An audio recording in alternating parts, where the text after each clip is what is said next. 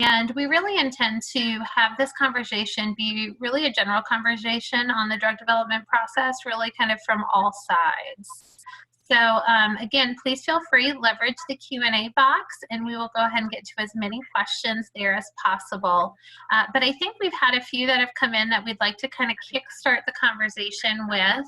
And again, for the three of you, really want this to kind of be a roundtable conversation, so feel free to answer any questions that you're comfortable with. The first question is really around, what is the clinical trial experience like for someone living with limb-girdle muscular dystrophy?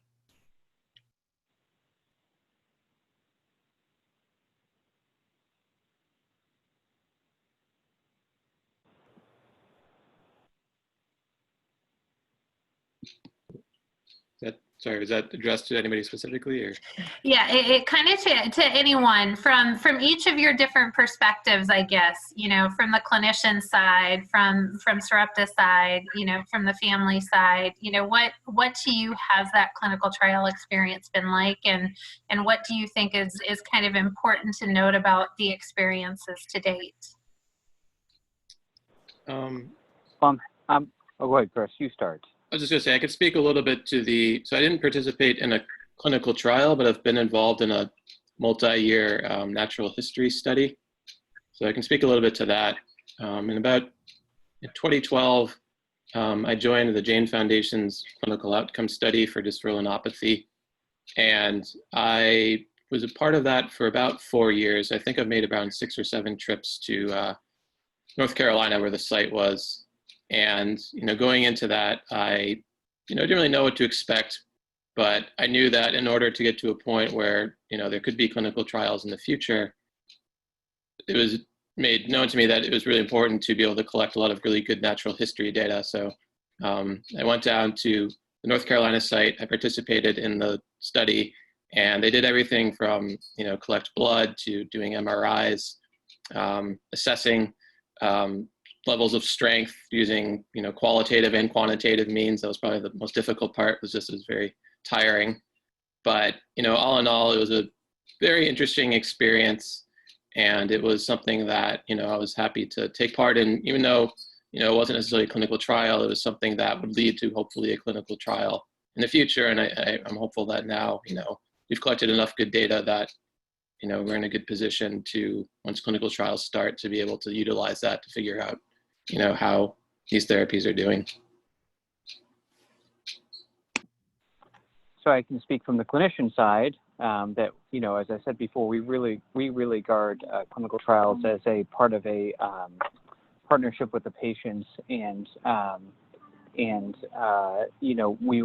we want them to have a good experience along with us. So we try as best we can to support travel, hotel, lodging, depending on the study. That obviously varies quite a bit. And then, when we design studies, we do spend time thinking about the amount of burden, particularly around those quantitative muscle tests, because those can be quite tiring. And from a pharmaceutical company perspective, we could not do our research without our patients and families. And so we don't take that lightly when someone decides to enter into a clinical trial with us. We have multiple teams, from our patient affairs group to our clinical development, clinical operations, someone like myself who is here locally on the ground to support our sites and ensure that we can support patients as best we can.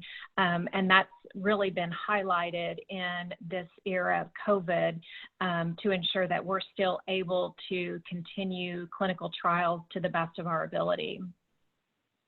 Yeah, and Deanna, to that, I think you bring up a good point, and COVID is something that can't be avoided at this point in time. Has it been an easier transition than you thought for folks to be able to transition some of these studies to work for, the telemedicine aspect? What are you seeing from your side? So that is such a great question. And, we have so many different programs right now, whether it's gene therapy or our RNA platform under Duchenne. And we have seen a remarkable ability from our clinical trial sites to continue, whether it is through telehealth, whether, you know, even undergoing study startup, people are working from home. They're still doing the majority of the functions. I know even from a functional assessment standpoint, some of those can be done remotely. We can do informed consents remotely with some of our institutions. So for the most part, we haven't gotten terribly behind our anticipated timelines for that. And so it's been really remarkable. It's really taken everybody to have a lot of communication. I check on my sites very regularly just to make sure that they have what they need to continue with the clinical trials. If there's anything that they need or our patients need, then we certainly try to find those answers for them. That makes sense. How about you, Dr. Johnson? Are you seeing anything from your side, how COVID's been impacting kind of that trial experience? Yeah, I think, you know, as I said, we definitely have had, I think at the end of the day, we're going to end up in a better place because I'm hopeful that as we pilot these more remote assessments, so the ability to collect the types of strength and functional measures that we can, that we need to really measure change in limb-girdle muscular dystrophy, that we can do that, remotely, that we can do that the same as we're speaking now. We have some work to do ahead of us this fall to understand and make sure that information is collected reliably. You know, most of what we're doing our work on is based off of many years of work that other people have done. For example, in the cause study that Chris was referring to. And so, you know, we want to make sure that we're comparing apples to apples, making sure that when we do it remotely, it's the same as, you know, what he did, you know, going to the North Carolina site, for example. So I'm excited about it. I think at the end of the day, we're going to end up in a better place. We'll be able to reach more people this way. So I'm hopeful, but we have some work to do this fall, and we are doing that as part of our studies to pilot remote assessments. And I know there's been a lot of great information shared today, and I'd love to kind of hear from the three of you from your thoughts. You know, what's kind of exciting about where therapies are going for limb-girdle kind of on the horizon? I can, go ahead, Chris. Okay, sorry, I don't mean to keep interrupting everybody. I think from a patient perspective, what was really striking today is just how much activity there is. You know, I think back even 5 years ago, I was at a conference actually, and they were saying, you know, like, I think it was 2014, you know, there was maybe a handful of drugs that are currently being investigated in clinical trials. You know, this is where we are today. And then, you know, this is where we plan to be in 5 years. It's like a classic, like hockey stick type graph. And we're really seeing a lot of different therapies, a lot of, you know, really exciting potential in a lot of these therapies that are currently in clinical trials, and some of which have been approved. Now, specifically for limb-girdles, I think, you know, I always kind of watch the progress being made in other diseases and kind of feel a little jealous, you know, wondering when our day will come. But I do feel encouraged that, you know, the time is getting closer. You know, even just seeing, you know, how many gene therapies are potentially on the horizon. You know, again, 5 years ago, there wasn't even any of that really taking place, or it was very early stage. So now it kind of feels like, you know, especially for the people that participated in the outcome study I mentioned that are participating in other natural history studies, you know, the fruits of our labor are finally being realized. You know, all that great data being collected now hopefully will translate to clinical trials that, you know, can now measure specifically whether or not the trials are working because, you know, we were able to collect that data. So I'm encouraged. I'm very, you know, I try to be grounded, not to get too overly optimistic about things, but at the same time, you know, you can't deny the fact that there's a lot going on. It's really exciting. I'll pick up where Chris left off, and I share his enthusiasm about the amount of work and progress that's being made in limb-girdle muscular dystrophy, and just to acknowledge the fact, first of all, that, you know, we're benefiting from the work that has been done in Duchenne, spinal muscular atrophy, other disorders within the MDA's care umbrella. And so hopefully we don't have to repeat a lot of the mistakes that they've made. We get to benefit from those learnings. I'm sensitive to the fact that, you know, again, as Chris said, you know, it's hard not to acknowledge the fact that, you know, at the beginning of therapeutic development, I don't want to say winners and losers, but there's certainly some subtypes that are going to be out in front early on. And I hope that those individuals with subtypes who weren't mentioned, you know, at the very beginning or as part of the top, you know, 2 or 3 that are really at the beginning of the therapeutic development, you continue to stay healthy, continue to work with the disease, and definitely appreciate the fact that, you know, the work that's being done in those other subtypes will carry into your subtype in the future. So it's just a matter of being patient, which I know is incredibly difficult. And please recognize that we're all working very hard on all of your behalves. Yeah. And Dr. Johnson, I think that you bring up such a good point there along, you know, learning from others and being able to take those learnings. I think that definitely is one of the things as an umbrella organization we're looking to hopefully leverage as the drug development process and pipeline continues, because it is so important to not have to make some of those same mistakes and be able to maybe start ahead, whereas you wouldn't have been able to before. I very much echo that. Sitting where I sit with Sarepta being part of the medical affairs group, we do help with our clinical development and carry out our clinical trials. And there is a lot of excitement within limb-girdle now. There is also with Duchenne, you know, they're both moving ahead, you know, at a very fast clip. And you know, one thing I can say about Sarepta, I've been in the industry for over 17 years, and I've never seen a company work as fast as they do, which is great. I know it's not as fast as everybody wants us to work, but I'm very proud of the fact that it is built into our mission statement. You know, we have a quote that Doug, our CEO, will say is, we're going to drag tomorrow into today. And that's one of the things that I feel like Sarepta really does is, you know, we work with urgency. Everybody is waiting for us to get these trials up and running and get the data and get to the FDA. And so we hope to be able to get this out as fast as possible. So I think there's a lot of exciting things that are happening in the limb-girdle space right now. Yeah. Well, and this next question that we got from our participant is something I'm sure a lot of folks on the line would be curious to know. And she specifically, she said, I'm a 28-year-old female. I have limb-girdle muscular dystrophy 2B. Just how can I participate in a clinical trial? So I can start. You know, there's actually lots of opportunity for that person, particularly with 2B. The best place to look would be, as I said, in clinicaltrials.gov. That gives you, you can type in limb-girdle muscular dystrophy or limb-girdle muscular dystrophy 2B.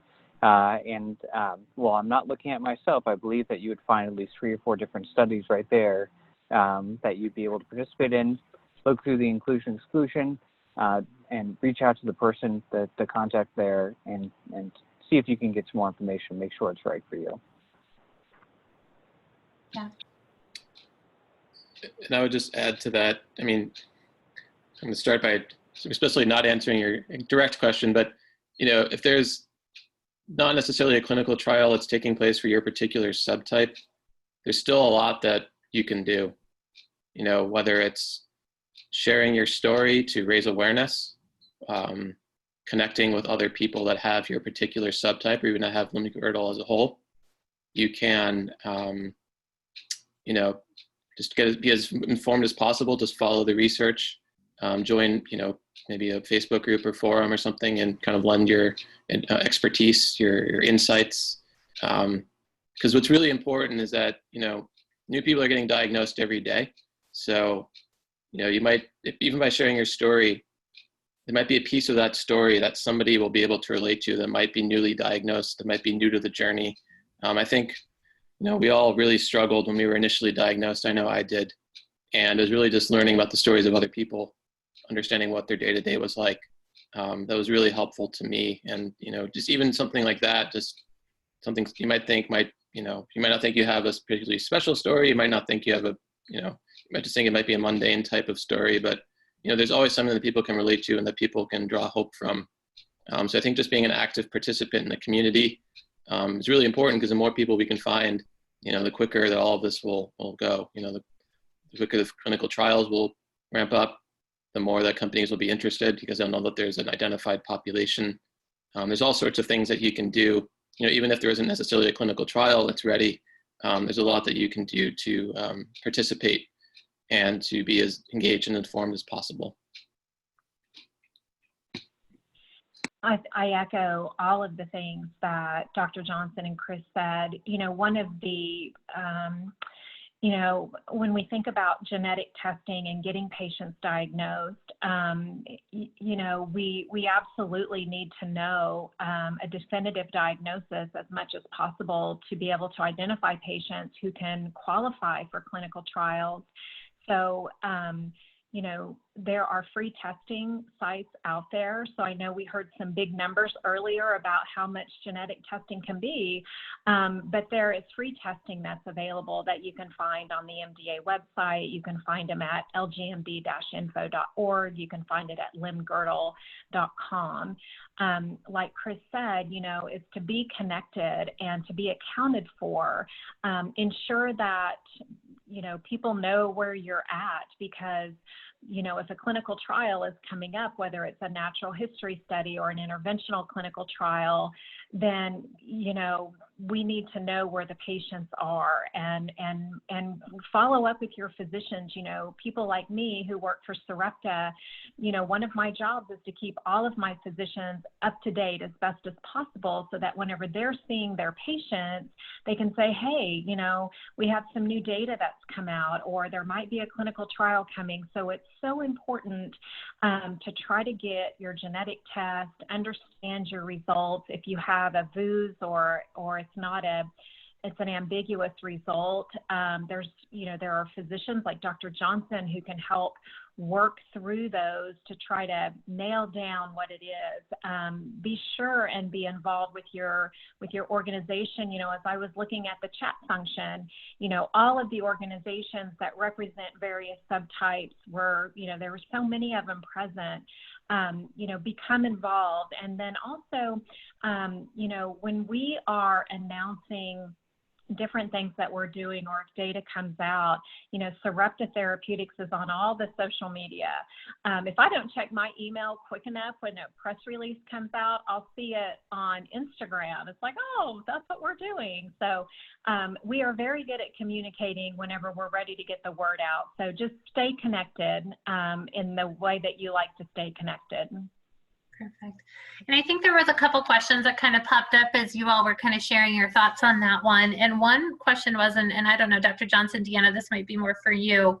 Is there an age restriction for someone to go in and get genetic testing? Can, say, someone younger than 10 get tested?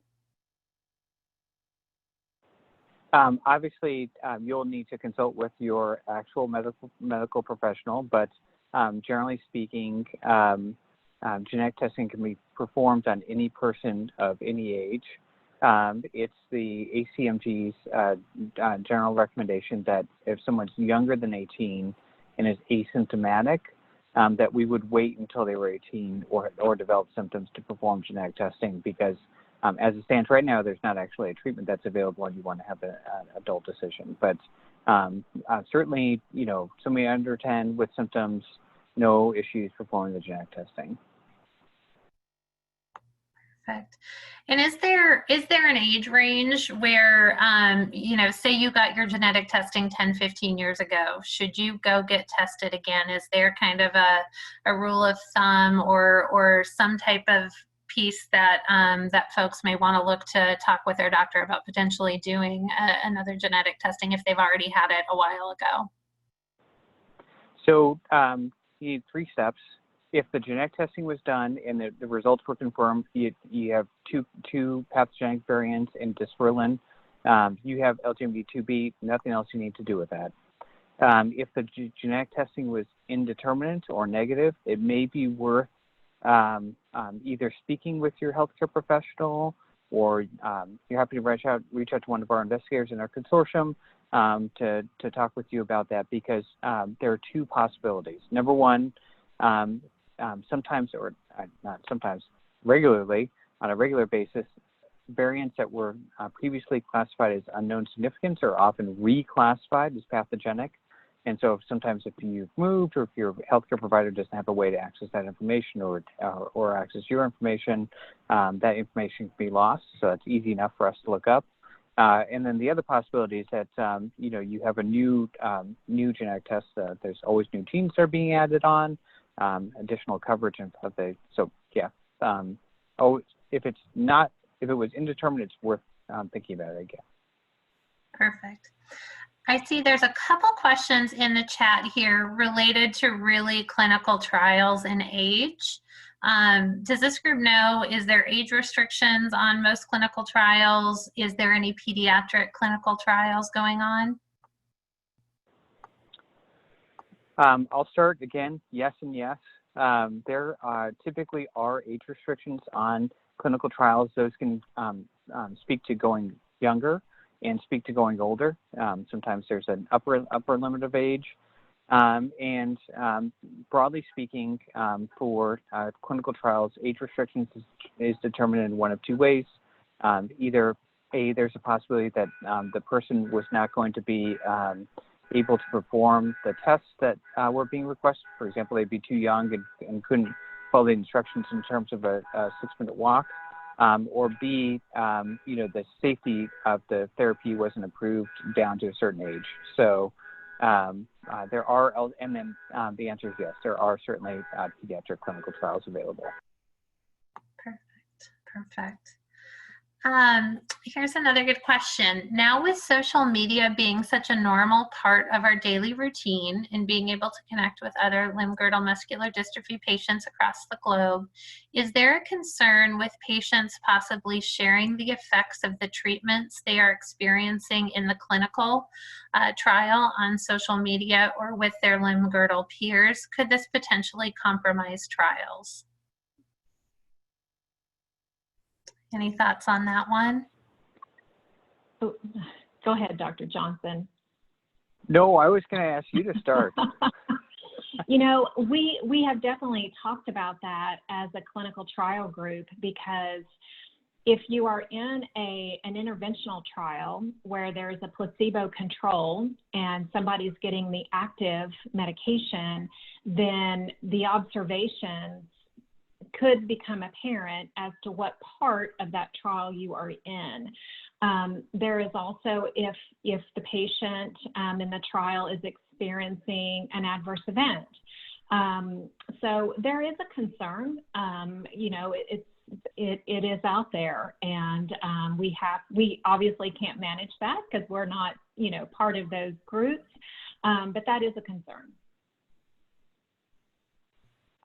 Yeah, I agree with that. I think, we certainly instruct people to be good citizens, and would ask everybody who's listening now to continue to be good citizens. I mean, I think we're all excited about the treatment, but we have to recognize that we don't know. I mean, the reason why we do the studies is that we're not sure that those treatments are effective. And the way we do that is through good trial conduct on our part, but also on the participants' part. And so sometimes sharing things on social media can break some of those, break that contact. Yeah, interesting thoughts on that. Thank you both for sharing. Here's another one. I am involved in a clinical trial now that they are ending the trial because of low enrollment. I feel like it was not promoted enough to the community, but now that it's going to end, what's going to happen to that data once the trial's over? So I guess a trial's coming to an end when it wasn't possibly complete. It may have been complete. What happens to that data? Go ahead, Dr. You start. So, that can certainly happen. When we set out to design a trial, there's a lot of statistical analysis that goes in that tells us, for the results to be something more than just a random chance, then we need a certain amount of people in there, and everything is set accordingly. But sometimes, like the example was, there could be low enrollment. The data is always collected, so it's not a waste of time ever, even though, the study didn't end as it was planned. Typically, from a pharmaceutical company perspective, is that data is going to be analyzed and typically published, whether it's in a peer-reviewed journal, or maybe it's at an MDA conference or at another scientific conference, with the stipulation that it was low enrollment. So I don't want you to think that just because you're having to, be removed from the trial, that it was a waste of time. We always want to collect data, and in a rare disease, any of the data that we collect is very, very important. No, I agree. I think obviously our goal is to publish the data. I think that you can always learn something, even if it ended prematurely. Yeah, yep, makes sense. Speaking of that, and trials perhaps ending for low enrollment, what from your perspectives would be kind of the biggest challenges that you're finding when it comes to drug development for limb-girdle? That's a very good question that I could answer in a multitude of ways, but I've worked in the rare disease space within the pharmaceutical industry for about 5 or 6 years, and I've come from other areas that weren't so rare. But in rare disease, sometimes there is not an established regulatory pathway with the FDA. And so you have to establish those so that there has to be open communication between the sponsors, such as Sarepta, and the FDA at, how do we study this drug? What endpoints are meaningful? And so regardless of how much confidence you have in a drug, we have to have that regulatory pathway. Ideally, we also like to have natural history so that we can understand what happens in the natural history when someone isn't on the drug. Sometimes we have to use natural history data to compare ourselves to. We had to do that with Duchenne. And so that's really probably one of the first hurdles you have to get over, is establishing that regulatory pathway with the FDA. Yeah, I agree with Deanna. I think, in some ways we were caught a little bit unprepared in limb-girdle muscular dystrophy, that we haven't done some of the therapeutic development has been so fast, which is fantastic, that doing some of the legwork around establishing the natural history. We're trying to do that right now as we're getting ready for very close approaching clinical trials. So I think establishing natural history, and then, for some of the subtypes, these are quite rare. And so making sure that we get participants who would be eligible to the place where they could participate in the study is going to be really critical, particularly for some of the more rare subtypes. And if I could just add on to that, so we, as of yesterday on clinicaltrials.gov, our natural history study for the sarcoglycans was listed. This month, we have started in our beta, alpha, and gamma sarcoglycan natural history study. So keep an eye out as our sites go through their approval process. Those sites will be added so that you can see where the locations are. But if you have, beta, alpha, or gamma sarcoglycanopathy, then you could certainly participate in our natural history study. Chris, how about from your perspective, from the family perspective on clinical trials? What do you think, from what you've heard from your experiences and from the family community, what are some of the kind of the disruptions in this process, or the challenges in this drug development process from a family perspective? I think, so I really think about it from the 2B perspective. I know some of the challenges that the community seemed to have had was, there was a small, I think, pilot clinical trial a while back, just understanding the eligibility requirements, understanding, what really, they're looking for, what their intent is with the study, understanding the, kind of the roadmap for, once the study is complete, what other studies are going to be on the horizon. I think there was a little bit of initial confusion around that. So I think from a, somebody designing a trials perspective, just making that as clear as possible. I don't know what information can be shared or cannot be shared, but I think just knowing, like, okay, you're specifically looking for, this type of person with this type of condition, this age, it's going to be, rather than full body, it's going to be in one particular muscle. Understanding, whether or not that person, if they get it once, will they be able to participate in the trial again? I think just those types of pieces of information are helpful for everyone to be able to evaluate, whether or not it's right for them, whether or not they qualify. And again, just I think the more information that can be provided, the better. I think that our community is fairly well informed. So, we're not afraid of the science. So if there's any, if it might be that it might not be interpreted correctly or whatnot, I think just providing as much information that you're able to share to the community, when these trials come about, to make sure that they're able to kind of make the best informed decisions and make sure whether or not they qualify. That makes complete sense. Well, we've had a few questions come up around kind of the natural history study. So I think it would be good, can one of you talk a little bit more about what the intent is of a natural history study? Where does it fall in the development pipeline? And Deanna, I think you mentioned you guys have one recently on clinicaltrials.gov. The other part of the question is really, where do you find out about them? So I can start. I spoke with a little bit about this on my presentation, but a natural history study is really designed to help us figure out what outcome measures we should use in a clinical trial and understand how the disease might progress during the time window of when an average clinical trial would happen, which is really 6 months to 12 months, for example, not necessarily over 5 years. The best place to go is clinicaltrials.gov, and you'll see I mentioned our study that Grassroots LGMD Consortium has natural history studies for the sarcoglycans 2A, 2B, 2L, 1D, and 2I. There is another calpain and 2I study, if I recall correctly, available in some parts of Europe. And then of course the Jane Foundation cause study for 2B as well. So I think there's lots of opportunity. I'm sure I'm forgetting some, but certainly if you go to clinicaltrials.gov, you can look for your subtype and see what you might be eligible for, and then please feel free to reach out to the listed investigators to get more information.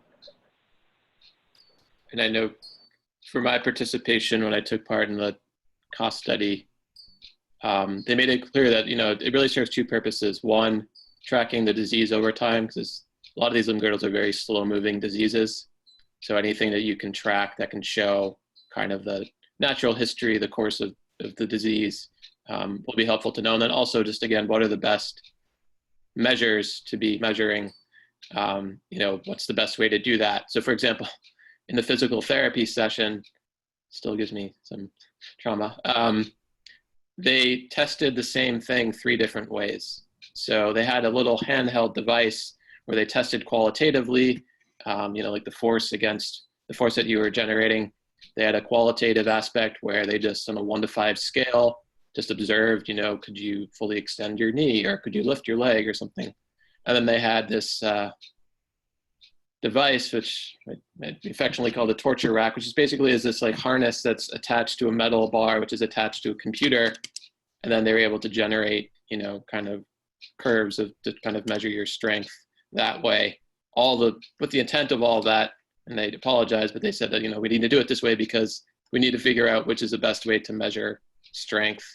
And, throughout the course of the study, you could tell that they were starting to refine their, based off of their observations, kind of what was working, what was not working. And then towards the end, they were able to thankfully get rid of a few of the measurements that clearly were not, showing anything useful. So they kind of narrowed it down to what measures are going to be the most useful, so that when there is a clinical trial, they'll know exactly how to measure whether or not the drug is working, at least from an observational perspective. Certainly there's the scientific observations as well. Perfect. Here's a question. If I were to participate in a trial and that treatment, let me see. Okay, if I participate in a trial, can you then get the treatment once approved by the FDA in its final form? So how does that kind of process work where, you're going through the FDA, you may already be on the treatment. How does that work? So I can speak to how we've done that in the Duchenne trials. So for example, our original 12 boys that were studied for eteplirsen, once the trial ends and the drug is approved, for Duchenne, for example, and many other studies are done this way, the drug is still offered to the patient. Now, there have been times whenever trials I've heard of where the trial ends, it's not approved yet, and they take away the drug. There's a lot of decisions around that. But for example, in the Duchenne trials, they stayed on eteplirsen until it was approved. And once it's approved, we roll them over essentially. And we help them go through the process of getting commercial insurance approval and things like that. So that's typically how it's done, is they just roll over. Some trials will offer like a longer open label study extension where patients will stay in the trial for maybe another 4 or 5 years just to continue to gather data, and drug is offered at that point as well. Yeah, I just want to agree with Deanna that in our rare neuromuscular space, it's unusual that the drug would be ended. Obviously each trial is different, so it's really a case-by-case basis. But by and large, most companies are committed to providing the therapy at the completion of the study prior to approval. Perfect. The next question, I do think this was covered on an earlier presentation, but would be worth bringing up again, as we talked a lot kind of about the genetic testing aspect of drug development. And the question is simply, how do I get my subtype? Or how do I know my subtype? If you know the gene, then you know your subtype.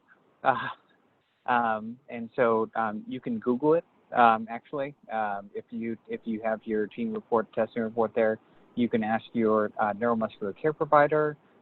If it's not clear, if your subtype's not clear, then there are studies out there to help you clear up the error if it's not confirmed.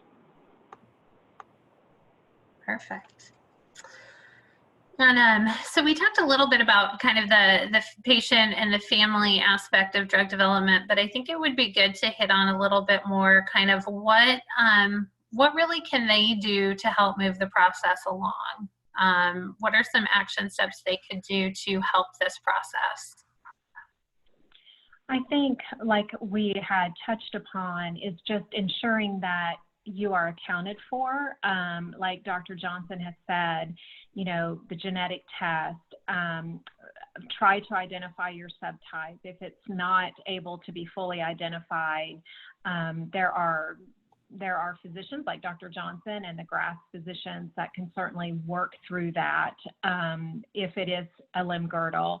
I think being in touch with your advocacy, the local and regional chapters of MDA, that really is the biggest thing, is identifying the patients that we would like to let them know that there's things coming, that we need to know where the patients are and if they're identified. So that's really, from our standpoint, really important, is to just make sure you're accounted for and that you're staying connected so that you can get the information. I would echo any better. Yeah, I would echo what Deanna said.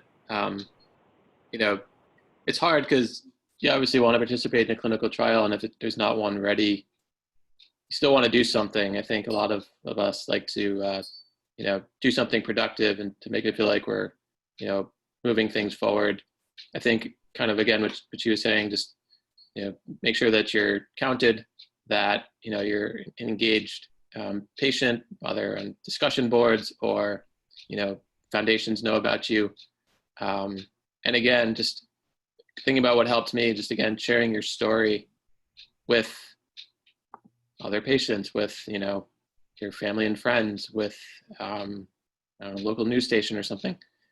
There have been a lot of situations where people have come across other people that didn't have a diagnosis, but it sounded like they had similar symptoms, and they read somebody's story, and, you know, that inspired them to reach out to that person. They connected, and then they were, you know, they were able to access other resources so they will eventually get a diagnosis. So there's a lot of people out there that don't know, you know, what they have, but they have symptoms that are similar to yours.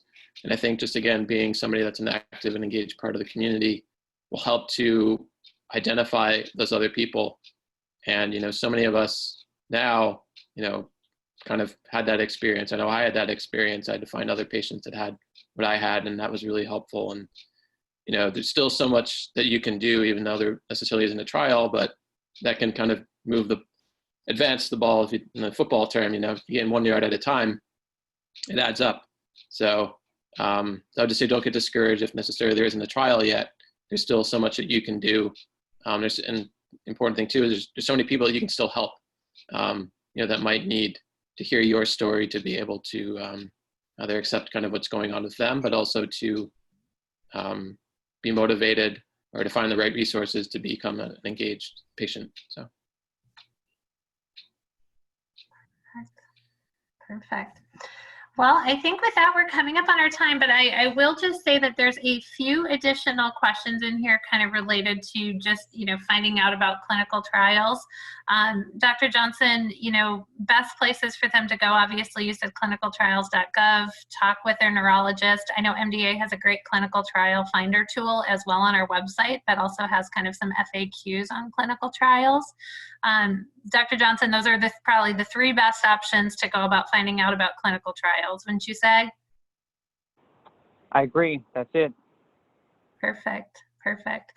Well, I know we weren't able to get to all of our questions today, but I just want to say a huge thank you to everyone who is listening into this presentation today. We had a lot of wonderful questions asked. We really appreciated all of the insight. And Deanna, Dr. Johnson, Chris, thank you so much for your time today and for sharing your ideas and knowledge on this topic with all of us. Absolutely. Thank you for the opportunity. Wonderful. Thank you. Thank you. With that, Nicole, I'll turn it back to you to close out the day.